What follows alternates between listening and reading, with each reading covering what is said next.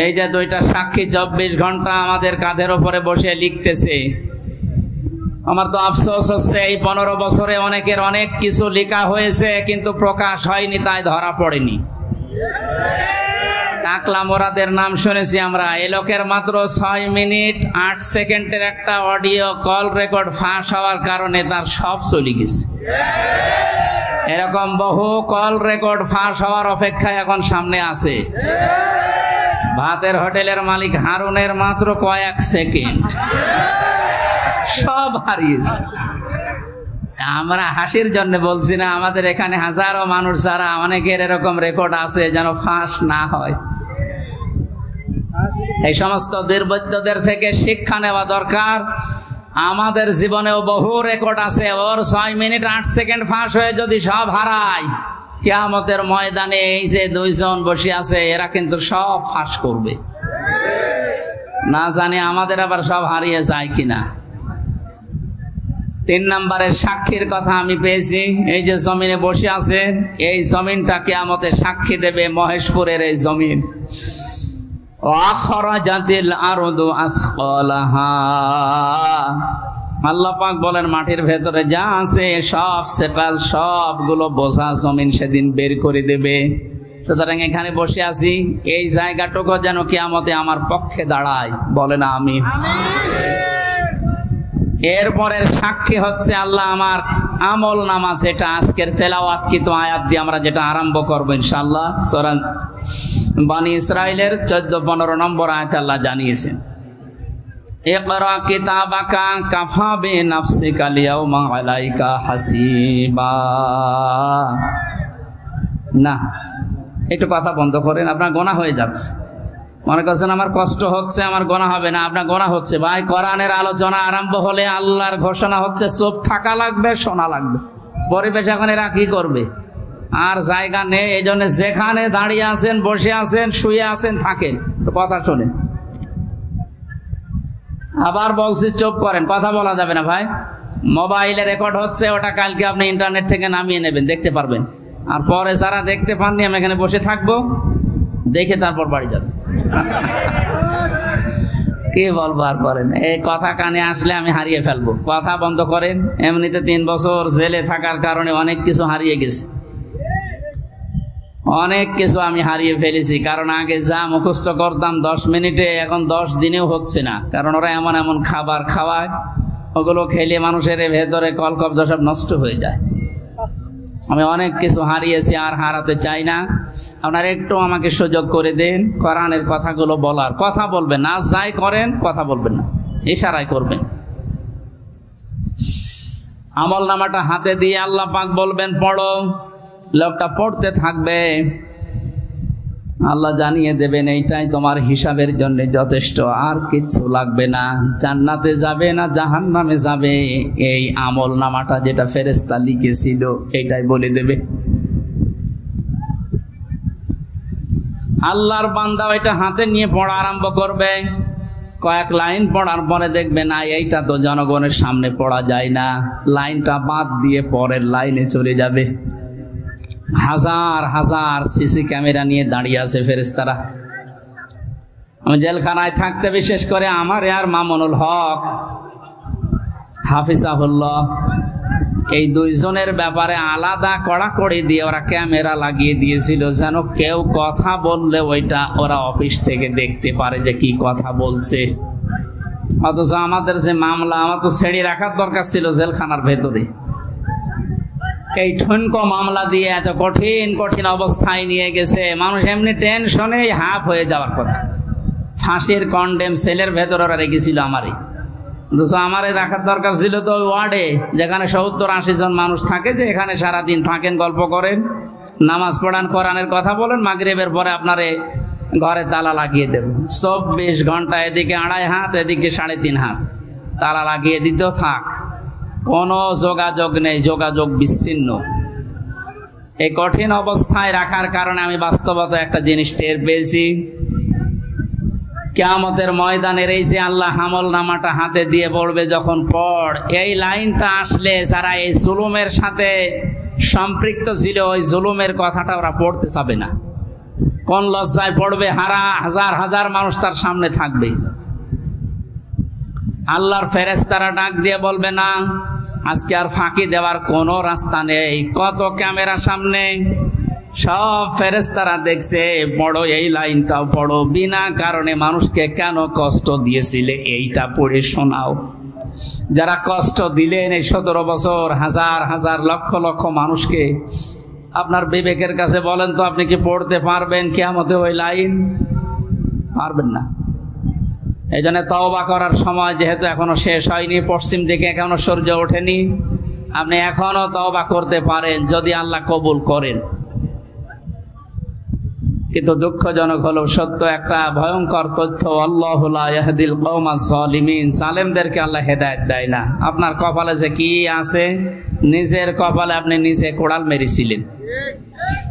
আপনার জন্য এখন আমরা যারা মুসলিম, আমাদের আফসোস হচ্ছে যে আপনি কি করলেন, দুনিয়াও শেষ করে দিলেন, আপনার আখিরাতটা ধ্বংস অলরেডি হয়ে গেছে। আপনার থেকে আমরা শিক্ষা নিতে চাই, আমাদের বাকি জীবনে যেন আমরা এমন কোনো কাজ না করি যেটা আমি জনগণের সামনে পড়তে পারবো না, ঠিক আছে? তাহলে এই মাহফিল সাকসেস হবে। তাছাড়া আমি একেবারে হাব্বা জাব্বা দিয়ে স্টেজ সব ভেঙে ফেললাম, কোনো কাজ আছে? বাংলাদেশে ইসলাম কায়েম হয়ে গেল মনে করেন, কিন্তু আমার নাজাত হইল না, লাভ আছে? বলেন না কেন? ইসলাম কায়েম হোক না হোক আমার চেষ্টা করা লাগবে এই জমিনে। কারণ এই যে ইসলাম, এটা আল্লাহর তৈরি করা, আল্লাহর পাঠানো। আমি ইসলামের মালিক না, আমি ইসলামের খাদেম। আমি ইসলামের কি? এই জমিনটা, এই দেখ মনে হয় 2-3 বিঘা জমিন এখানে পড়ে আছে, এই জমিনের মালিক হচ্ছে ইনি, সভাপতি সাহেব, মুন্সি সাহেব। আমাদের মতো 8-10 জন কামলা, জন, মনীষ, পাট, লেবার যাই বলেন, উনি ভাড়া করিস যে আপনারা সকাল থেকে বিকাল 5টা পর্যন্ত এই জায়গায় ধান লাগান, এই জমিনে বিকাল 5টায় আপনাদের বেতন দিয়ে দেব।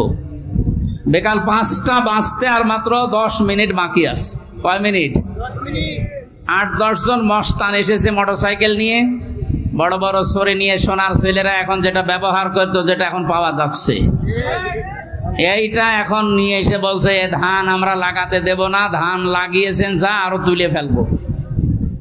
আমরা যারা আছি কামলা হিসাবে যারা কাজ করছি, একেবারে ছেড়ে দিলে হবে? তাহলে বেতন পাওয়া যাবে?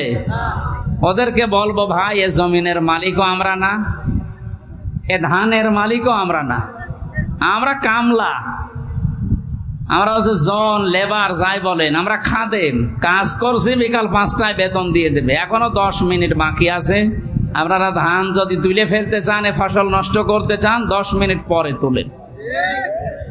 অবশ্য ঠিক এইরকম কামলা নেওয়া যায় না? ঠিকই বলিস, কারণ জমি তো আমার না, এ ধানও আমার না, তুলে ফেলেন, আমার অসুবিধা নেই, কিন্তু 10 মিনিট পরে। আমার বেতনটা আগে বিকাল 5টায় নিয়ে নি। বিকাল 5টা বাজার আগে কিন্তু এ ধান আমি তুলতে দেব না, যারা 10 জন কামলা আছি। যদি তুলতে চাই, এরপরও মস্তানরা কাটাকাটি হবে না, মারামারি, রক্তপাত, যদি মেরে ফেলা লাগে। কারণ আমার টার্গেট কি? বেতন। টার্গেট কি? ওইটা না হলে আমি পরবর্তী যারা আছে, আমার ছেলে মেয়ে স্ত্রী, এদেরকে খাওয়াবো কি? সুতরাং আমার বেতন হয়ে যাক, এরপরে খাবেন। এরপরও যদি তুলে ফেলে মস্তানেরা, আমাদের সাথে মারামারি করে যাই হলো। এখন ওই যে জমির মালিক একজন আছে না, কথা বলে না কেন? আমরা খাদেম যারা আছে, এই খাদেমেরা এদিকে তাকান, আমরা খাদেম না? কার খাদেম? কোরআনের খাদেম। কিসের খাদেম? এই খাদেমদেরকে বলছি শুধু এটা, এই 10,000 20,000 মানুষ আমার সামনে, তা না। এটা রেকর্ড হচ্ছে, সারা বাংলাদেশ সহ বিশ্বের লক্ষ কোটি মুসলমানেরা শুনছে। 175 কোটি মুসলমানকে খাদেম যারা, কোরআনের আল্লাহর দাস যারা, আমরা আল্লাহর গোলাম যারা, তাদেরকে বলছি জমিনে ইসলাম কায়েম করতেই হবে। এটা ফরজ না, চেষ্টা করি যাওয়া ফরজ। হলে ভালো, না হলো আমার অসুবিধা নেই, আমার বেতন আছে বিকাল 5টায়, জান্নাত। এক কথা বলেন না কেন? কিন্তু বিকাল 5টা বাজার আগে, তার মানে জীবনের শেষ দিন, ওয়াবুদ রব্বাকা হাত্তা ইয়াতিয়াকাল ইয়াকিন। সূরা হিজরের 99 নম্বর আয়াত।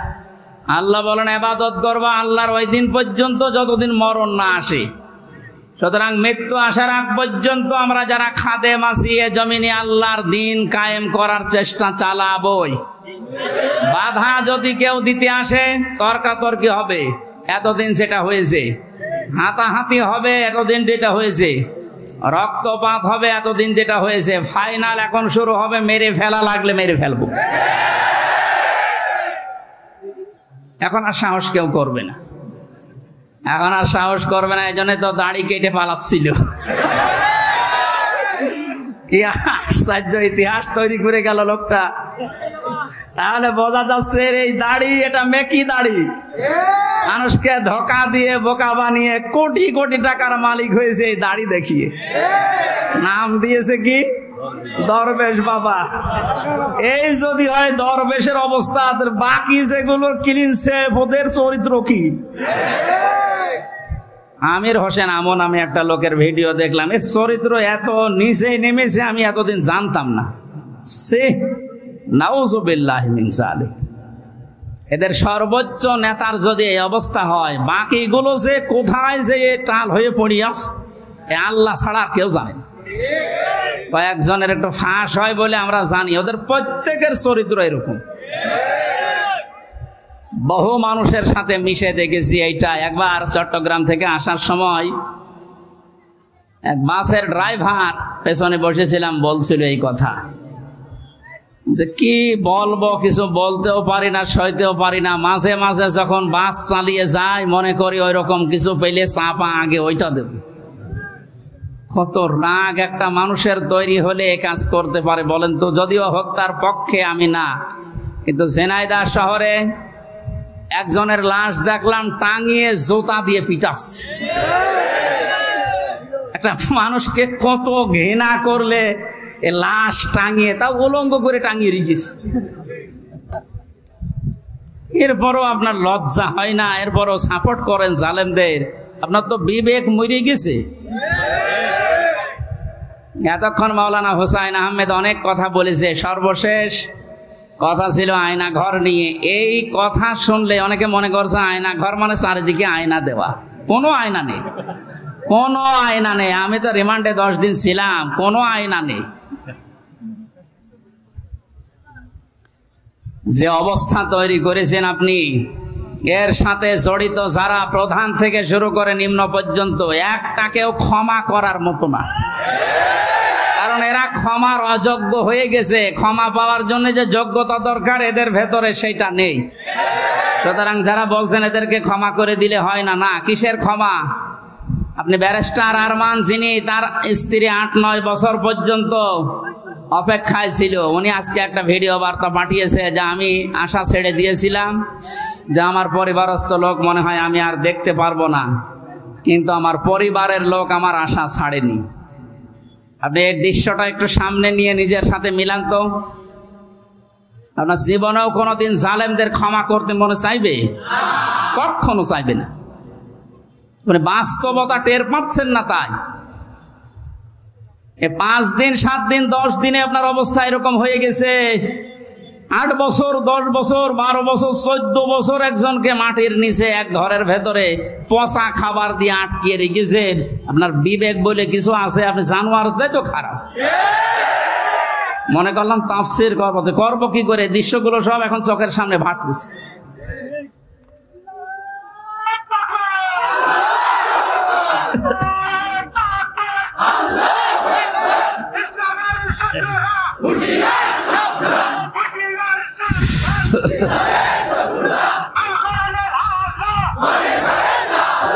আলহামদুলিল্লাহ ভাই,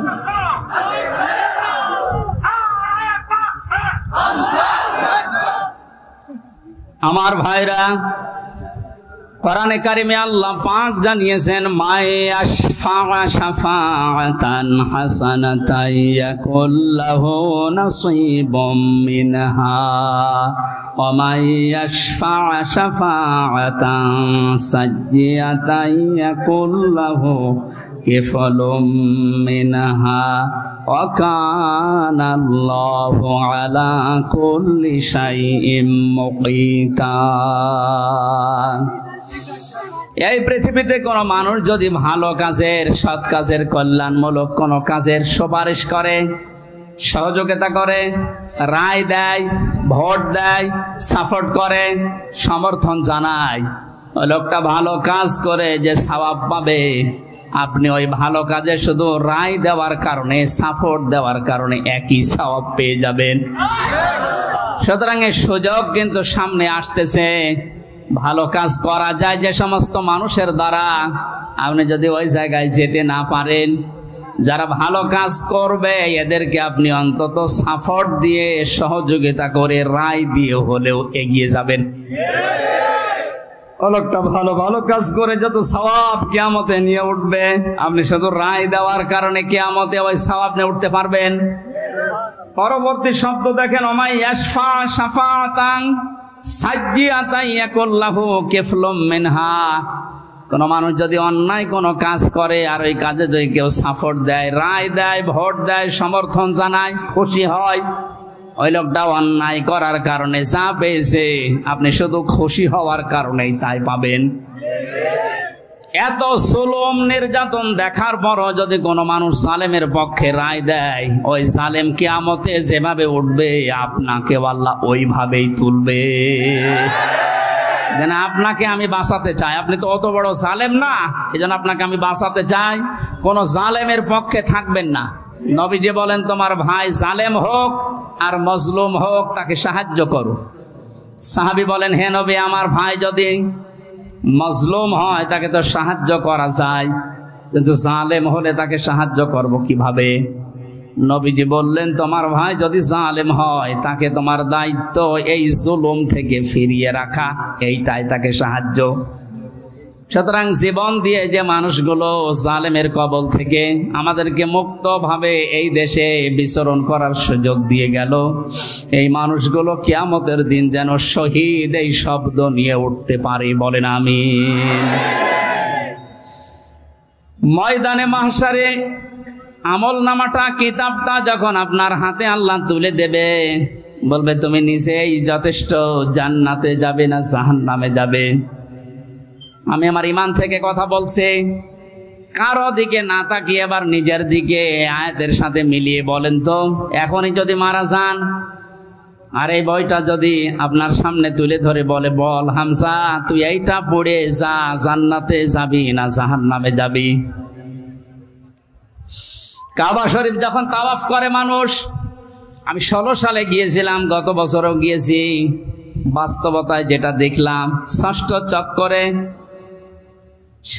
চক্করে মানুষ একটা দোয়া পড়ে আল্লাহর কাছে, আল্লাহুম্মা ইন্না আলাইয়া হুকুকান ফীমা বাইনি ওয়া বাইনিকা।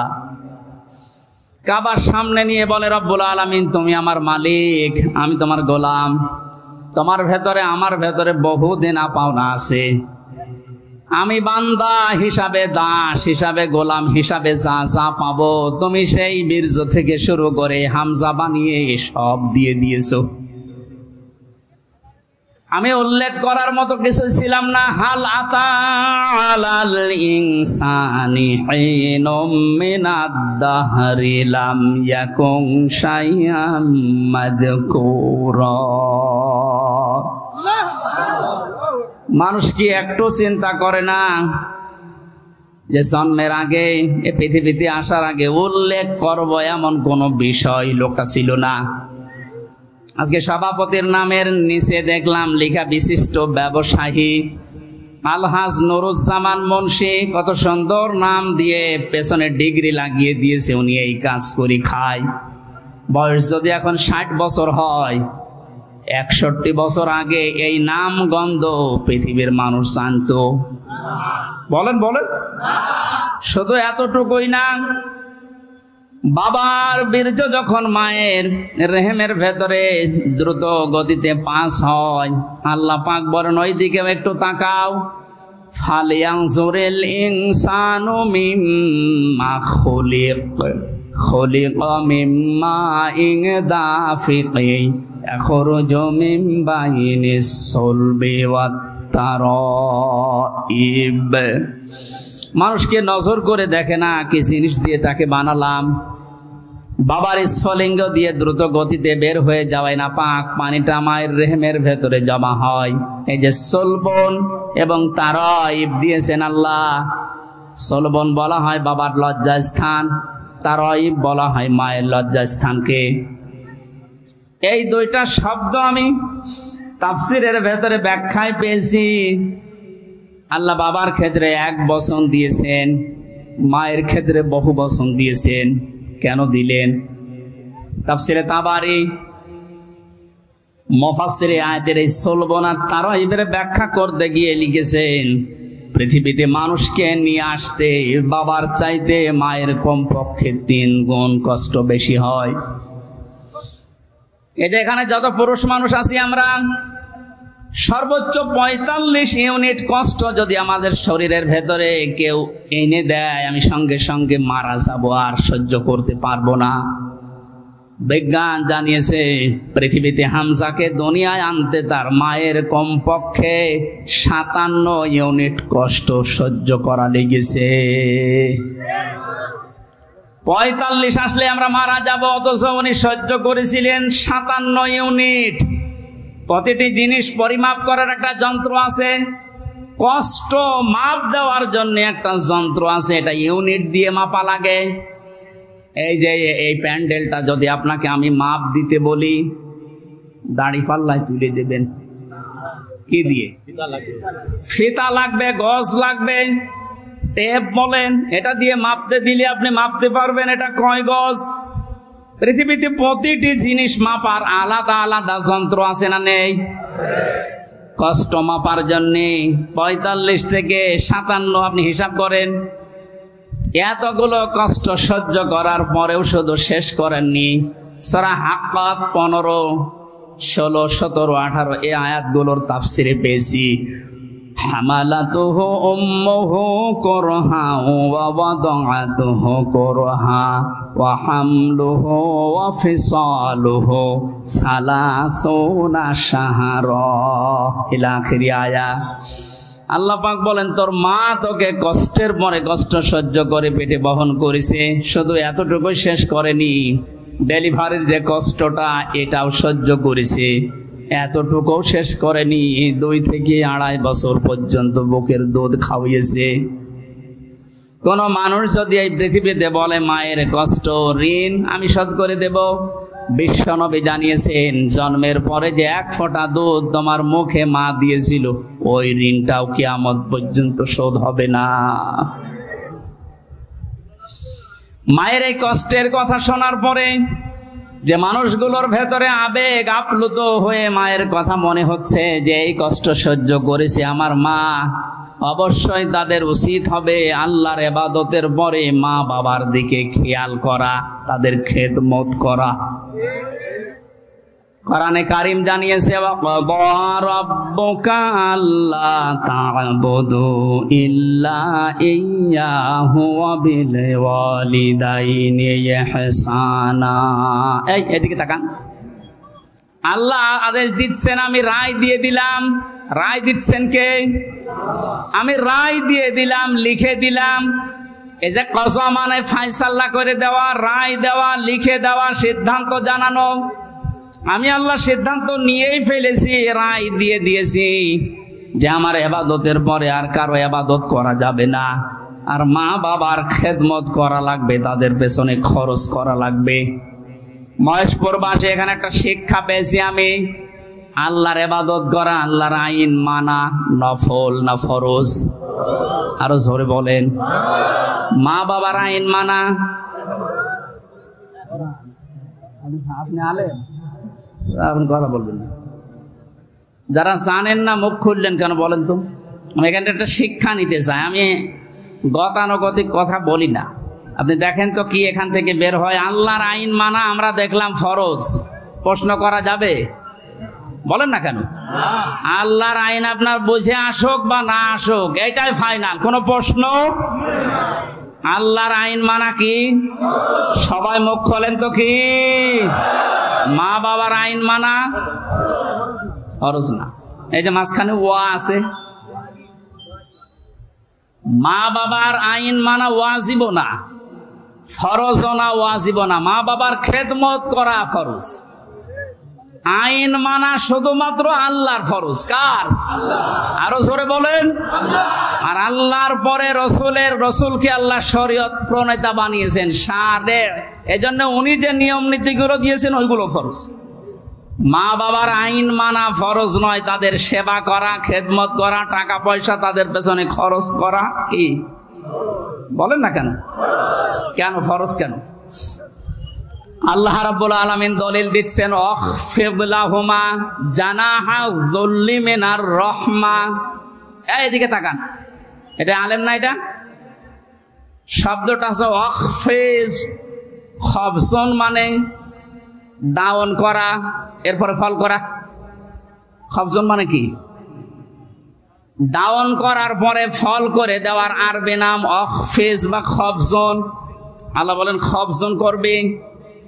জানাহান মানে ডানা, জিল্লুন মানে ছায়া হয় বা নম্রতা হয়। তোর যে ছায়া আছে ডানা, আর এই ডানার ছায়াটা এভাবে ডাউন করার পরে ফল করে দিবি। আমার প্রশ্ন হচ্ছে, এ পৃথিবীতে কোনো মানুষের ডানা আছে কি? এটা কি?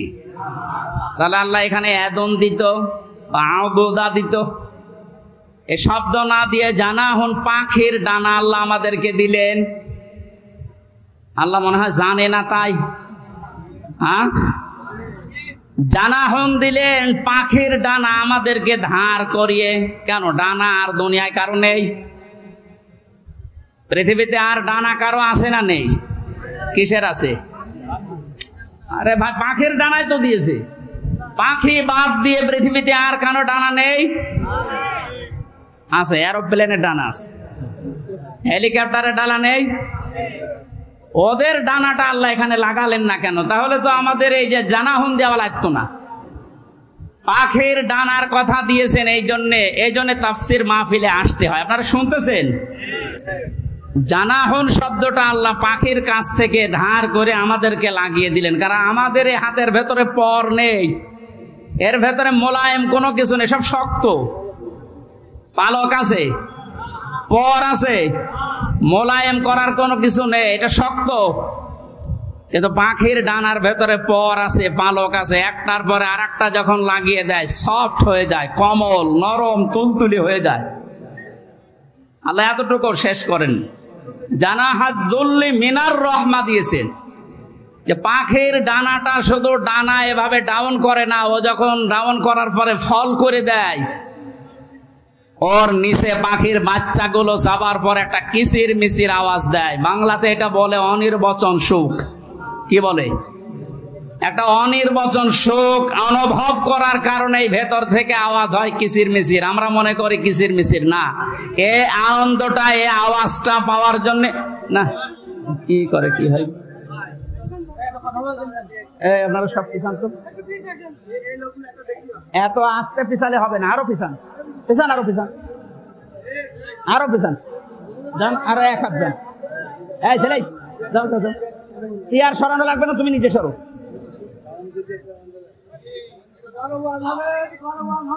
কথা বোঝার কোন ইনে তাফসীরুল কোরআন মাহফিলে আমি আর কি করছি? কথা বোঝার চেষ্টা করেন ভাই। আল্লাহ রাব্বুল আলামিন পাখির ডানাটা এই জন্যই দিয়েছেন মানুষকে বোঝাতে, পৃথিবীর বান্দা বান্দিরা, তোমার মার বাবা যখন শেষ বয়সে চলে যাবে, তারা যেন তোমার এই পাখির ডানার মতো হাতের যে ছায়া, এর নিচে পড়ার পরে যেন একটা আনন্দ অনুভব করে, যে আমার হামজা থাকতে অন্তত আমার আর কোনো চিন্তা নেই। মহেশপুরবাসী কত আলেম এখানে বসে আছে, হাজারো মানুষ আমরা, বলেন তো আমাদের মা আর বাবা এখন শেষ বয়সে এসে এইটা বলার মতো স্কোপ পাচ্ছে না? পাচ্ছে না। আল্লাহ রাব্বুল আলামিন মায়ের কথা 3 বার দেওয়ার জন্য তারাইব বহুবচন দিলেন, আর বাবার কথা 1 বার দিয়েছেন। আমি যেটা পর্যন্ত এটা নিয়ে এসেছিলাম, নেই থেকে শুরু করে পর্যন্ত যিনি নিয়ে আসলেন, কারো সাহায্য যার লাগেনি। মার বাবার এই যে স্ফলিঙ্গ দিয়ে নাপাক পানিটা দিয়ে তাফসিরে পড়েছি, আল্লাহ 8টা জিনিস বানিয়েছিলেন: রক্ত, গোশত, চর্বি আর চামড়া, চুল, রগ, হাড় আর পর্দা। 8টা জিনিস যখন মায়ের রেহেমের ভেতরে এক হয়ে যায়, আল্লাহ পাক তখন ফেরেশতাদেরকে বলে, আমি আল্লাহ আমার রব নামের কারণে 5টা জিনিস একে দান করব। ওয়াজআলা লাকুমুস সামআ ওয়াল আবসারা ওয়াল আফইদা ইলা আখিরিল আয়া। সূরা নাহলের 78 নম্বর আয়াতের মাঝের অংশে আল্লাহ জানিয়েছেন, শ্রবণ শক্তি, দর্শন শক্তি, বাক শক্তি, আকেল শক্তি আর ঘ্রাণ শক্তি, এই 5টা আমি আল্লাহ নিজে তাকে দান করেছি। একটাও যদি কম দিতাম, দুনিয়ায় আসতো ওই লোকটা কিন্তু অপূর্ণাঙ্গ হয়ে। এখানে অনেকাংশ মানুষ, আমরা সব পূর্ণাঙ্গ মানুষ। কয়েকজন হয়তো আছে বিকলাঙ্গ, অন্ধ, ন্যাংড়া, কিন্তু হাজারো মানুষ আমরা সব পূর্ণাঙ্গ মানুষ। আল্লাহ নিজের পক্ষ থেকে একটাও যদি কম দিত, কি অবস্থা হতো সারা জীবন, আপনি ভাবেন। আল্লাহ পাক এই জন্যই জানিয়েছেন, হে পৃথিবীর মানুষেরা, নেই থেকে শুরু করে উল্লেখ করার মতো একটা জায়গায় ধরে নিয়ে আসলাম, এরপরও আমার সাথে তোর নাফরমানি কমে না। কাইফা তাকফুরুনা বিল্লাহি ওয়া কুনতুম আমওয়াতান ইলা আখিরি আয়াত। বালাগাত মান্তিক যারা পড়ায় বা জানে, কাইফা শব্দটা 11টা বিষয়ের আগে আল্লাহ ব্যবহার করেন। কাইফা শব্দের প্রথম ব্যবহার হচ্ছে মান্তিকের কায়দায়। আল্লাহরও বিশ্বাস হতে চায় না এমন জায়গাকে আল্লাহ কাইফা দিয়ে শুরু করেন। এটা এতক্ষণ যেটা বলছিলাম, বীর্য থেকে শুরু করে এ পর্যন্ত আনার পেছনে কারো কোনো অবদান নেই। মার বাবা শুধু এক বিছানায় ছিল, এতটুকু তাদের কাজ। বাকি যা করার বলেন তো কে করেছে? এই মানুষ এখান থেকে হামজা পর্যন্ত হবার পরে যখন নাফরমানি করে, তখন আল্লাহ কাইফা শব্দ দিয়ে শুরু করেছে যে কি করে নাফরমানি করে আমারও বিশ্বাস হয় না। কাবার গেলাপ ধরে মানুষ কিন্তু ষষ্ঠ চক্করে এইটাই বলে এসেছি আমরা, রব্বুল আলামিন আমি তোমার গোলাম হিসাবে, বান্দা হিসাবে বহু কিছু আমাকে তুমি দিয়েছো, ওই যে বীর্য থেকে পর্যন্ত, কিন্তু তুমি আমার মালিক হিসাবে আমার তো কিছু দেওয়া দরকার। আমি তো কিছুই তোমার আজ পর্যন্ত দিতে পারলাম না। তবে একটা জিনিস আমার আছে, পুঁজি। তোমার ওই রহমান, ওই গাফফার, ওই গফর নামের খাতিরে এই কাবা সামনে নিয়ে বলছি, আমারে মাফ করে দাও। এই জন্য যারা তাওবা করার জন্য এখনো রাজি হননি, এখনো পর্যন্ত শয়তানের ধোঁকায় পড়ে আছেন, সুযোগ আছে, আপনারা আশা করছি ফিরে আসবেন। আল্লাহ রাব্বুল আলামিন এই যে রাত 12টার পরে তাহাজ্জুদের সময়ে প্রথম আসমানে এসে আপনাদের মতো আমাদের মতো মানুষকে ডাক দিয়ে বলবে, আসো ক্ষমা চাও, ভুল করে ফেলেছো, ক্ষমা চাও। আমরা যেন ক্ষমা চেয়ে নিজের জীবনটাকে মুহাম্মদুর রাসূলুল্লাহর উম্মতে পরিণত করতে পারি, বলেন আমিন। মহেশপুর বাসী বান্দা যখন এটা পড়তে পড়তে কিছুক্ষণ যাবার পরে দেখবে না লজ্জা লাগে, পড়ার মতো না, আল্লাহ পাক বলবেন না পড়া লাগবে। আমার তো ওই দিবসের কথা মনে হয়ে এখন আফসোস হচ্ছে, আল্লাহ আমি কি সত্যি পড়তে পারবো?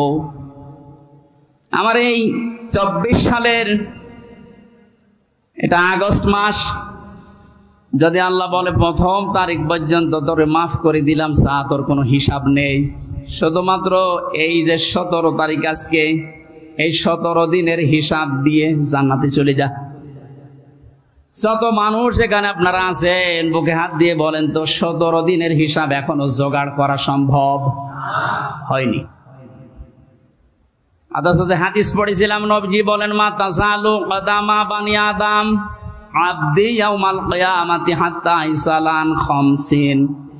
কিয়ামতের এই কঠিন ময়দানে প্রতিটি মানুষকে আল্লাহ তার নিজের সামনে দাঁড় করাবেন। প্রত্যেককেই 5টা করে প্রশ্নের উত্তর জিজ্ঞাসা করবে। 5টা প্রশ্নের সঠিক জবাব দেওয়া ছাড়া কেউ সামনেও যেতে পারবে না, পেছনেও যেতে পারবে না, জায়গায় দাঁড়িয়ে থাকবে।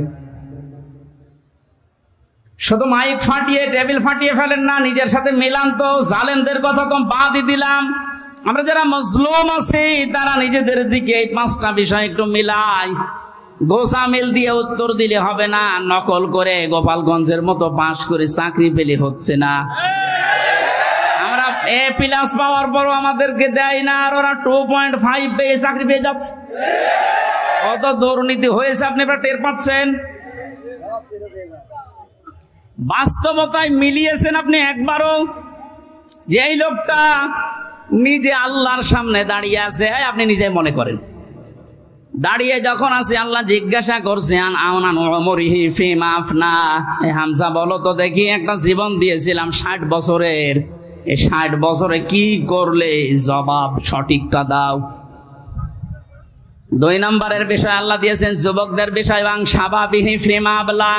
একটা যৌবন কাল দিয়েছিলাম। 15 থেকে শুরু করে 45 বছরে যে বিশাল একটা যৌবন কাল, এটা কোন কোন কাজে লাগিয়েছে বলো? আর যেহেতু যুবকদের কারণে দেশটা স্বাধীন হয়ে গেল, এই যুবকগুলো নাই পার পেয়ে যাচ্ছে। আমরা যারা যুবক আছি স্বাধীন দেশে এখনো পর্যন্ত পরিবর্তন হচ্ছে না, কি জবাব দেব বলেন? আমার কিন্তু 60 বছরের ভেতরে যৌবন কালটা ছিল। আল্লাহ আলাদা করে যৌবন কালের কথা নবীজি বললেন কেন? এই কারণে জানিয়েছে, কারণ যুবকদের দ্বারাই সব কিছু পরিবর্ধন করা সম্ভব, যেটা আমরা দেখতে পেলাম।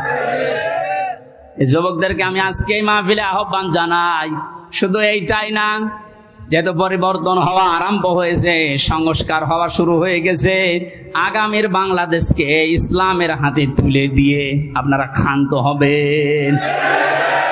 যুবকরা যদি ইচ্ছা করে এটা করা সম্ভব কিনা বলেন তো?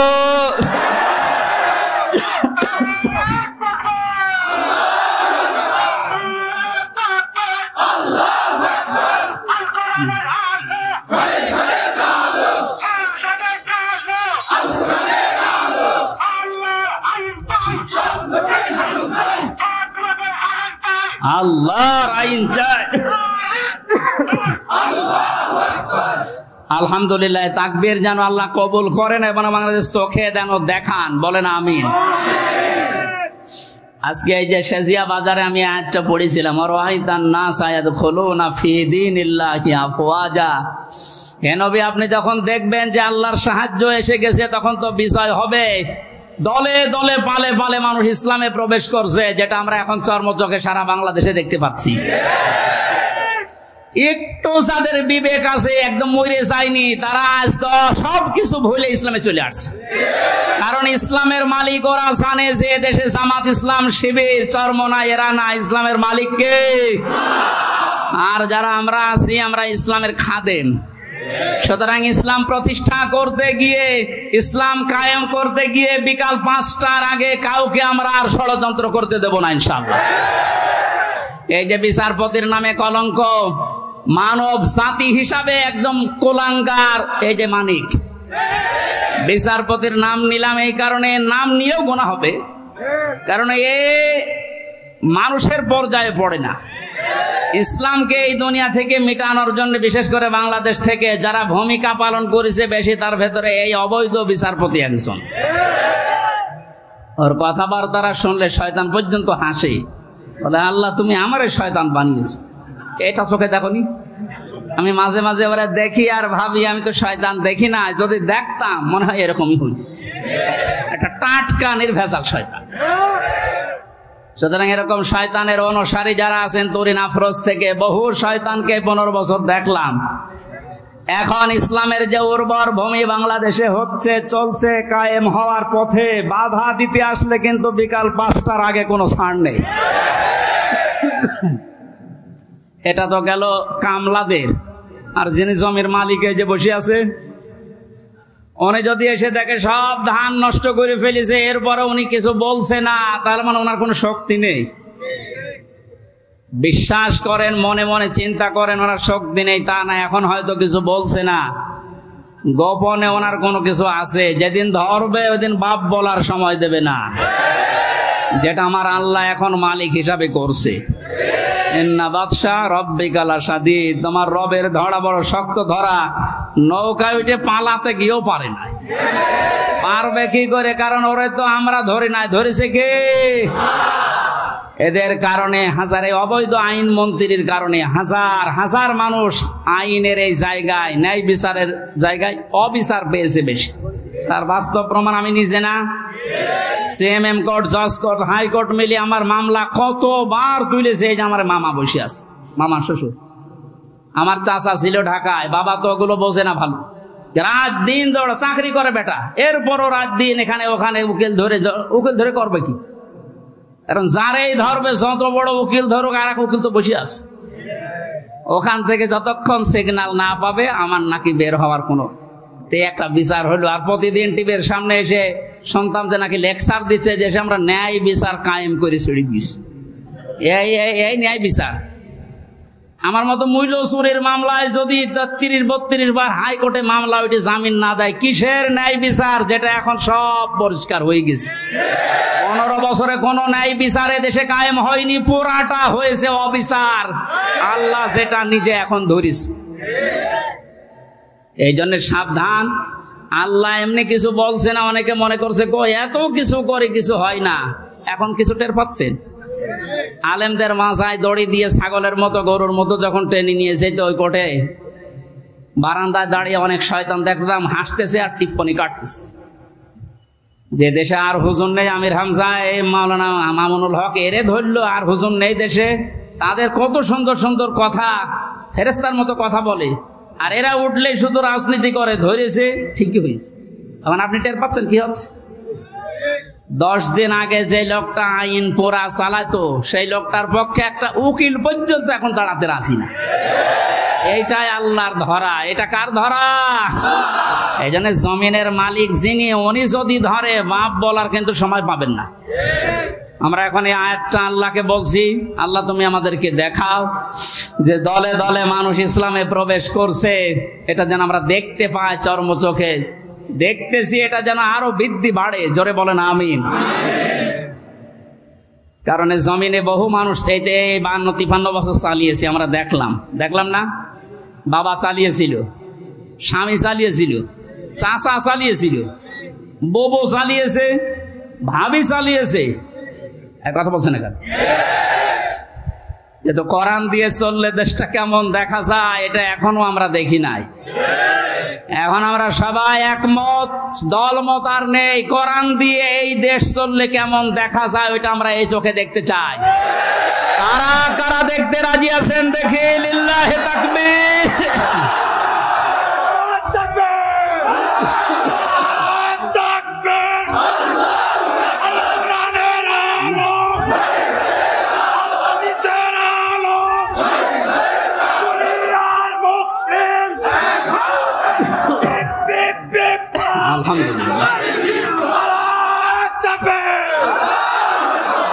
এই জন্য কোরআনের খাদেম আমরা যারা এখানে বসে আছি, আমাদের কোনো টেনশন নেই। কায়েম হলেও এদেশে ভালো, না হলেও আমার কোনো লস নেই। আমার বেতন আছে বিকাল 5টায়, তার নাম জান্নাত। ওটা আল্লাহ আমাকে দেবেই। কারণ বিকাল 5টা পর্যন্ত জমিটা একটু দেখে শুনে রাখতে পারলে উনি যেমন বেতন দেবে, আল্লাহ আমাদেরকে জমিনে কাজ করার জন্য বেতন দিতে পারে না? ওই বেতন পাওয়ার আশায় আছে। কিয়ামতের ভয়াবহতার কথা আজকের তেলাওয়াতকৃত আয়াতগুলোতে ছিল। যেহেতু আমরা বলেছিলাম 1 ঘন্টা, এই জন্য খুব তাড়াতাড়ি করছি, সামারাইজ করছি। আল্লাহ রাব্বুল আলামিন সূরা হাক্কাত 52টা আয়াত দিয়েছেন। কিয়ামতের যে ভয়াবহ দৃশ্য, এগুলো আল্লাহ তুলে ধরেছেন প্রথম থেকে। পুরাটা তাফসীর করতে গেলে অনেক সময় লাগবে। সামনে আরো 2টা মাহফিল এলাকায় আছে, আমরা ওখানে ধারাবাহিকভাবে বলবো ইনশাআল্লাহ। আজকে খুব কম সময় নিচ্ছি। হাক্কাতের 19 থেকে শুরু করে যতটুকু পারা যায়। আল্লাহ রাব্বুল আলামিন বলেন, ফাআম্মা মান উতিয়া কিতাবাহু বিয়ামিনিহি ফায়াকুলু হাউমুকরাউ কিতাবিয়া কিছু তথ্য আছে, নতুন আলেমরা যারা জ্ঞানী মানুষ যারা ভালো করে শুনবেন। আল্লাহ পাক বলেন কিয়ামতের কঠিন ময়দানে যেদিন বিচার শুরু হবে, ফাকাইফা তাত্তাকুনা ইন কাফারতুম ইয়াওমা ইয়াজআলুল ওয়িলদানা শিবা, এত কঠিন ভয়ঙ্কর সালসালা অবস্থা তৈরি করব, যুবক মানুষ বুড়ো হয়ে যাবে। ও বাংলার মুসলমানেরা, 8টা বছর যে লোকটা আয়না ঘরে ছিল আজকে দেখতে পেলাম, এই যে ব্যারিস্টার আরমান, যুবক বয়সের যে ছবি, 8 বছরে তার অবস্থান কোথায় গিয়ে দাঁড়িয়েছে আপনি তাকান। তা তো 8টা বছর জুলুমের স্টিম রোলার চলার কারণে তার অবস্থা এখন এই।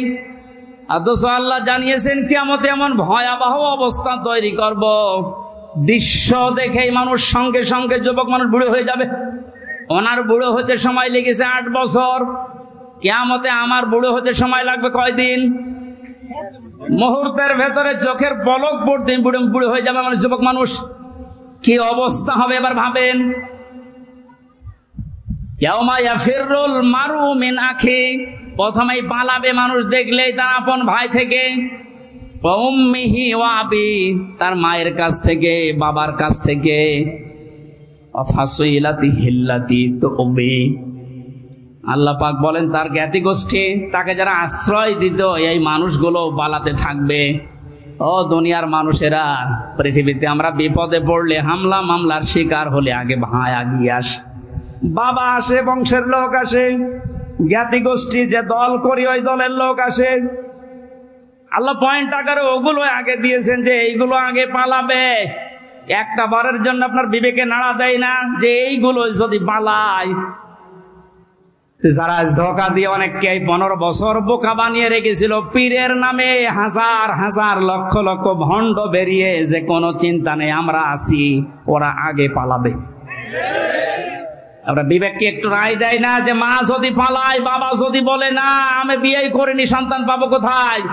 আমার তো এই আয়াত পড়ার পর বিশ্বাস হয় লক্ষ কোটি পীরেরা বলবে আল্লাহ দুনিয়া আমি পীর ছিলাম, মুরিদ পাবো কোথায়?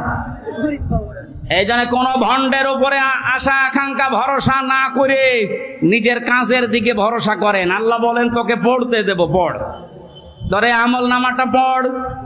ফায়াকুল হাউ মুকরাউ কিতাবিয়া ইন্নী যানানতু আন্নী মুলাকিন হিসাবিয়া, কিতাবটা হাতে নিয়ে পড়তে আরম্ভ করবে আর বলবে অবশ্যই আমি এটা বিশ্বাস করে চলতাম যে আমাকে একদিন আল্লাহর দরবারে এভাবে হিসাব দেওয়া লাগবে।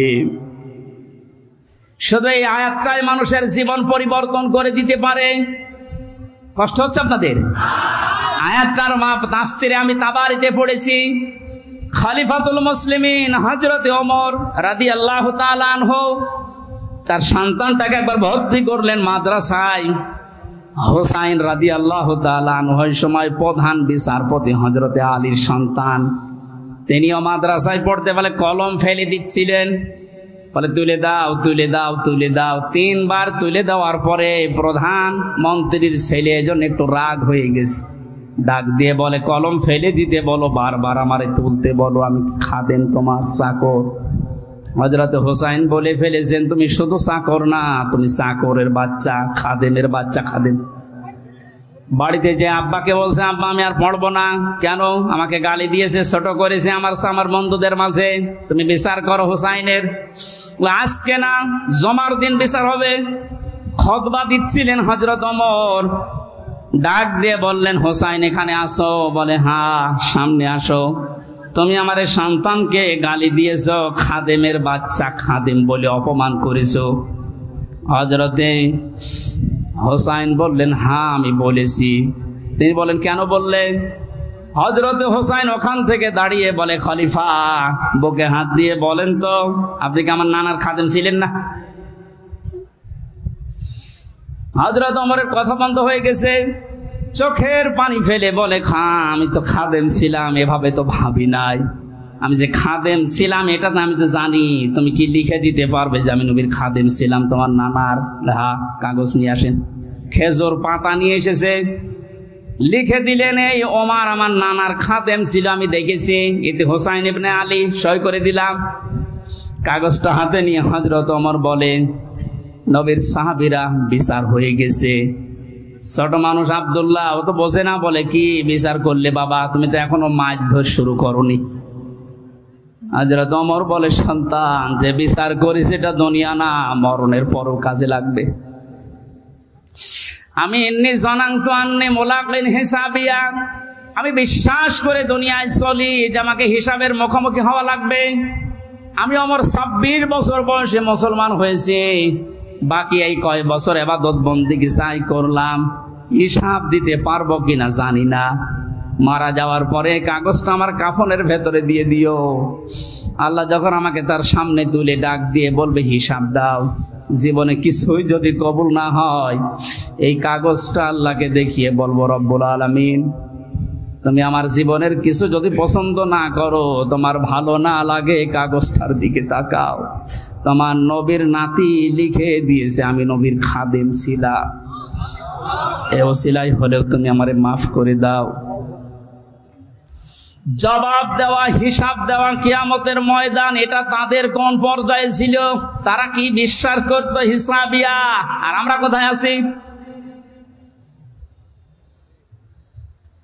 আল্লাহ পাক বলেন হিসাব বড় কঠিন জিনিস, এজন্য আমার নবী পর্যন্ত প্রতিদিন 100 বার করে দোয়া করতো, আল্লাহুম্মা ইন্না আলাইয়া হিসাবা ইয়াসিরা, হে আল্লাহ তুমি আর চাই করো আমার হিসাবটা সহজ করে দিও। নবীজি মাঝে মাঝে বলতেন, সাহাবীরা, আল্লাহর দয়া ছাড়া হিসাব দিয়ে কেউ জান্নাতে যেতে পারবে না। সাহাবীরা বলেন, হুজুর আপনি? বিশ্বনবী বলেন, আমারও সম্ভব না আল্লাহর দয়া ছাড়া হিসাব দিয়ে জান্নাতে যাওয়া। বাংলার মুসলমানেরা যারা আগে পেছনের সব অপরাধ আল্লাহ মাফ করে দিয়েছে, এই মানুষটা যদি 100 বার হিসাবের বিষয়ে চিন্তা করে 24 ঘন্টায়, আমাদের কতবার হিসাব আসা দরকার। যে হিসাবটা যত বেশি আসবে, এই দেশ থেকে দুর্নীতি তত বেশি পালাবে। আজ এক একটা মন্ত্রী, এক একটা নেতার ঘরে যত টাকা, যত স্বর্ণ পাওয়া যাচ্ছে, এর একটাই কারণ, এরা কোনোদিন বিশ্বাস করে না যে আর একটা জায়গা আছে যেখানে হিসাব দেওয়া লাগবে। এখন যারা দায়িত্বে আছেন, পরবর্তীতে যারা আসবেন, তারা 100 ভাগ বিশ্বাস করে ওই জায়গাগুলোতে যাবেন যে আমি আর চাই করি, আমাকে কিন্তু হিসাবের মুখোমুখি হওয়া লাগবে। বাংলার দুদক না, বাংলার বিচারপতি না, আমার যে নিয়ালাই সাল্লাল্লাহু বিআহকামিল হাকিমিন, সব চাইতে বড় বিচারপতি যিনি, ওনার সামনে আমার হিসাব দেওয়া লাগবে। কথা বলেন ঠিক কিনা? আমি হামজা সহ যত মানুষ এখানে বসে আছি, প্রত্যেককেই যেন এই আয়াতটা নিজের সাথে মিলিয়ে আল্লাহ আমাদের হিসাব যেন সহজ করে দেন। বলেন আমিন। ফাওয়া ফি ঈশাতির রাদিয়া, এই লোকটাকে আল্লাহ সন্তোষজনক জীবন দান করবেন। এদিকে তাকান এবার, যে তথ্যটা বলার জন্য এতক্ষণ পর্যন্ত এদিকে ওদিকে আমি ছড়িয়েছিলাম, এইবার সে পর্যন্ত এসেছি, আলেমদেরকে বলছি ফাহুয়া ফি ঈশাতির রাদিয়া, আল্লাহ পাক বলেন তাকে সন্তোষজনক জীবন দান করব। সন্তোষজনক জীবন কি? ফি জান্নাতিন আলিয়া, সুউচ্চ মাকাম জান্নাত যেটা, ওখানে আল্লাহ তাকে পৌঁছিয়ে দেবেন। কুতুফুহা দানিয়া, যার ফলগুলো হাতের নাগালে এসে নাড়াচাড়া করবে। কুলু ওয়াশরাবু হানিয়াম বিমা আসলাফতুম ফিল আইয়ামিল খালিয়া, আল্লাহর পক্ষ থেকে ঘোষণা আসবে, খাও, পান করো, মন মতো খাও, কারণ এই খাবারগুলো তোমাদেরকে জালেমরা দুনিয়ায় খেতে দেয়নি, এরকম আরামে জালেমরা থাকতে দেয়নি। 15 বছর অনেকে এই বাংলাদেশে নিজের স্ত্রীর কাছে রাখতে পারে নাই, নিজের ঘরে মাথা দিয়ে ঘুমাবে পারে নাই। এই কথা বলে না কেন? আম বাগানে, বাঁশ বাগানে, এমনকি ধানের ক্ষেতের ভেতরে মশারি টাঙিয়ে 15 বছর কাটিয়েছে এমন মানুষ ওই দেশে আছে। আল্লাহ পাক যেন তাদেরকে হাত ধরে ধরে বলছে, কুলু ওয়াশরাবু হানিয়া বিমা আসলাফতুম ফিল আইয়ামিল খালিয়া, এতদিন যা খেতে পারোনি এখন মন মতো খাও। আমার মনে হয় সেই সময় আমাদের সামনে এসে গেছে। আল্লাহ যেন আমাদের আয়াতটা জীবনের সাথে মিলিয়ে দেন। বলেন আমিন। সন্তোষজনক এই জীবনে যাবার আগে যে বিষয়গুলো আল্লাহ সামনে নিয়ে এসেছিলেন তার এক নম্বরে ফাআম্মা মান সাকুলাত মাওয়াজিনুহু ফাহুয়া ফি ঈশাতির রাদিয়া। মানুষকে আল্লাহ মাপ দেবেন মিজানের পাল্লায়। কিসের পাল্লায়? জবান খোলেন। মিজান মানে না, মিজান মানে মানদণ্ড। মিজানের পাল্লায় আল্লাহ মাপ দেবেন মানে মানদণ্ড সামনে নিয়ে আসবেন। হাইকোর্টের সামনে দেখেন একটা দাড়ি পাল্লা দেওয়া আছে, এ দাড়ি পাল্লায় ওজন দেয় কি? ওটা ন্যায় বিচারের মানদণ্ড। সরকারে দেশের মানুষকে বোঝাতে চায় সারা দেশে অবিচার হতে পারে, এই হাইকোর্টে আসলে দাড়ি পাল্লার মতো ন্যায় বিচার বাবা। দুইটাই সমান না, একটাকে একটু এদিক ওদিকে আছে, একেবারে সমান সমান দেখবেন। আজকে এই ভুলটা ভাঙা লাগবে। আমার যতটুকু ধারণা, আমি লেখাপড়া করে যা পেয়েছি, এই ভুলটা যদি বাংলার জমিনে আজ ভেঙে যায়, হাজার হাজার মানুষ সঙ্গে সঙ্গে উল্টিয়ে যাবে। দেখেন তো আপনি মেলাতে পারেন কিনা। আমি প্রথমে যে উদাহরণ দিকে দুইটা জিনিসের নাম বলেছিলাম, প্রতিটি জিনিস পরিমাপ করার জন্য আলাদা আলাদা জিনিস পাওয়া যায়।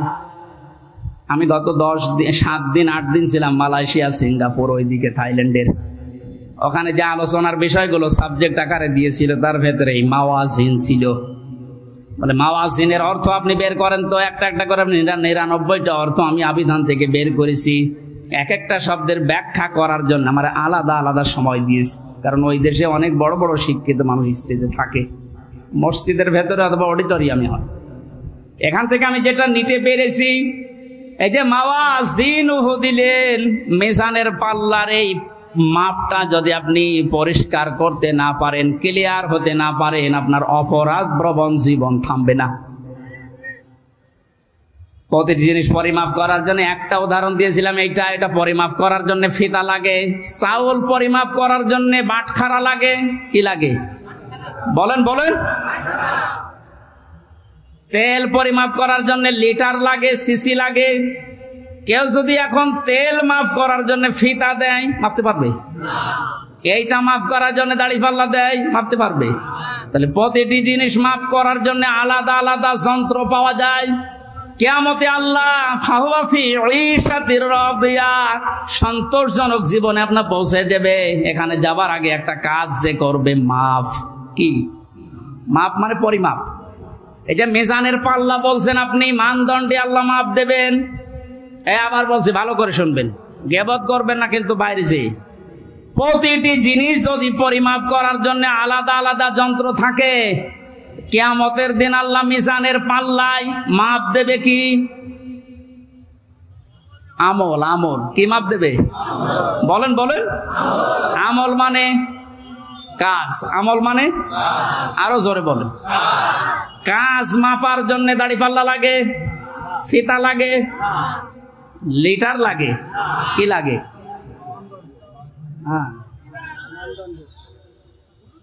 কে বলেছে না? কি ছাত্র ক্লাস করাচ্ছে আল্লাহ জানে। এটার জন্য তো আসতে হয়। মাপ দেওয়ার জন্য এই পৃথিবীতে গুরুত্ব লাগে। কাজ যদি কেউ মাপতে চায় যে আমি কাজ মাপবো, কেজি দিয়ে মাপা যাবে যে কয় কেজি কাজ। আপনি কি ধরনের বিশ্বাস করেন কিয়ামতে আল্লাহ এইদিকে আমল তুলে দেবে আর এদিকে বদ আমল? আমল মানে কাজ কি 5 কেজি হয়? কি বুঝেছেন এতদিন? আল্লাহ মাপ দেবে কি? আমল। এটা ক্লাস চলছে, জবাব দেন তো ছাত্রের মতো। আমল মানে বাংলায়, আবার বলেন আমল মানে বাংলায়, আরবিতে আমল, আরবিতে, ইংরেজিতে ওয়ার্ক। জিনিস সবই এক, জিনিস সবই কি? এ মাথায় যেটা আছে এটার এই দেশের নাম চুল। আপনি পাকিস্তানে যে চুল কেটে দেন, কিয়ামতের আগে কাটবে না। জিনিস তো একই, নাম বিভিন্ন দেশে বিভিন্ন জিনিস, নাম এক না? জিনিস কি এক না 2? আমল, ওয়ার্ক, কাজ সব এক।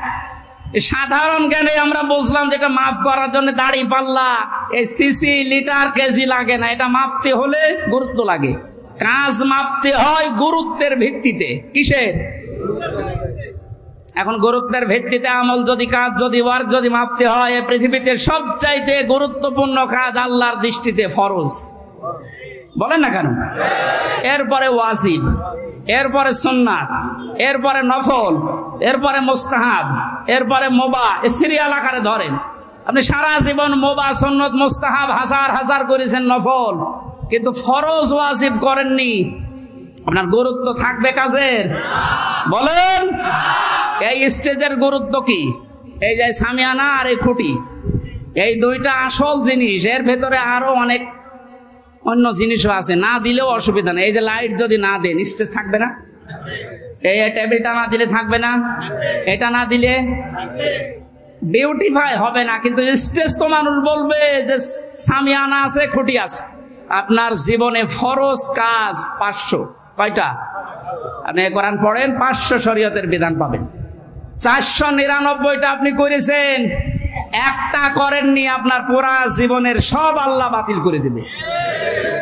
এটা বাতিল যে করিয়ে দেবে, কোথায় পেলেন? বলেন। আমি বেশি সময় নিয়ে ফেলছি, আর 5-7 মিনিট থাকবেন না? এই যে নামাজ, আমরা যারা এশার নামাজ পড়লাম, এশার নামাজের ভেতরে ফরজ ছিল 13টা, 12টা আদায় করেছে কেউ, একটা আদায় করে নাই। ওর নামাজে সওয়াব হবে 5টা। কি? 0, শূন্য, কিচ্ছু হবে না। এটা যেমন সহজে বুঝেছেন, কোরআনে কারিমে আল্লাহ 500 আয়াত শরীয়তের বিধান ফরজ এটা দিয়েছেন। 499টা মেনেছেন, একটা মানেননি। আপনার জীবনে সওয়াব হবে 0, শূন্য, কাজের কোনো গুরুত্ব নেই। কিয়ামতে আল্লাহ যখন মাপবে একেবারে 0 হয়ে যাবে। এই পাল্লাটা ভারী হয়ে যাবে। আমি আশা করি বোঝাতে পেরেছি। এই জন্য জীবনে ফরজ যেন না বাদ যায়। কথা বুঝেছেন? নামাজ পড়া যেমন ফরজ, রোজা রাখা ফরজ, হজ করা ফরজ, সম্পদ থাকলে যাকাত দেওয়া ফরজ, দিন কায়েম করার চেষ্টা করা কি? এইটাকে কেউ যদি রাজনীতি, দুনিয়ার কাজ মনে করে এড়িয়ে যায়, কিয়ামতে ওকে যখন আল্লাহ মাপ দেবে, কাজের গুরুত্বের ভিত্তিতে কিচ্ছু পাওয়া যাচ্ছে না। 12টা ফরজ আদায় করে একটা আদায় না করলে যেমন 0 হয়, কোনো সওয়াব হয় না। আশা করছি কথার অর্থ আপনি বুঝেছেন। এখন না বোঝার ভান করে আছে। আমার মনে হয় আপনাকে ঝড়ে কোদাল দিলেও আর আপনি বসবেন না। যা বোঝার আপনি বুঝেছেন, এখন আপনি আমল করেন। এই পর্যন্ত আমরা যা পড়েছিলাম 25 নম্বর আয়াত সূরা হাক্কাতের। 26 থেকে আলোচনা হবে সামান্তা মাদ্রাসায়। কয় তারিখে জানো এটা? যাদবপুর বাজারে কলেজ ময়দানে, ওখানে 26 আয়াত থেকে শুরু করবো। এই প্রচন্ড গরমে আর মানুষের চাপ আমি শেষ করে দিলাম। বারাকাল্লাহু লানা ওয়া লাকুম ফিল কোরআনিল আযীম। আল্লাহুম্মা আমিন। আমার ওই যে লিখিত বই আছে, গাড়িতে যাওয়ার সময় নিজে নিয়ে যাবেন, বাড়িতে লোকজনকে পড়তে